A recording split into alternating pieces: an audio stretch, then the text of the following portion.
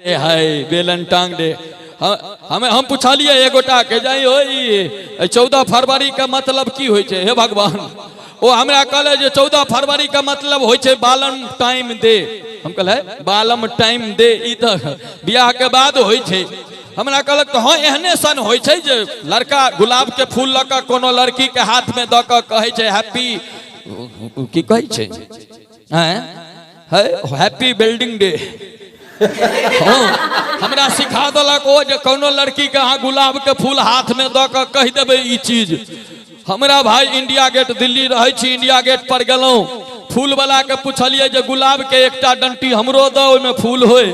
ओ कहलक जे भैया सबटा बिका गेले अब नहीं छे। हम कहलिए डुप्लीकेटो वाला नहीं छ। हाँ वो एकटा प्लास्टिक वाला गुलाब के फूल निकाल के हमरा देलक। हमहू ताकऽ लगलौं जे अभी कोन लड़की के देबै। तो इंडिया गेट पर जे जेबै अहाँ तो हाय हाय वाला सब बहुते घूमैत रहे छै। हाय हाय अरे तेरा घर में लल्ला है। हाँ ओकरे जाके हम फूल हाथ में दलिए कहलिए हैप्पी वैलेंटाइन। हमरा कहिए जे ये तो डुप्लीकेट है। हम कहबै तू कौन ओरिजिनल छे, तू तो डुप्लीकेट है ले। ओकरा वो हैप्पी वेल्डिंग डे हम कह करके ओतऽ से अपन निकल गेलौं।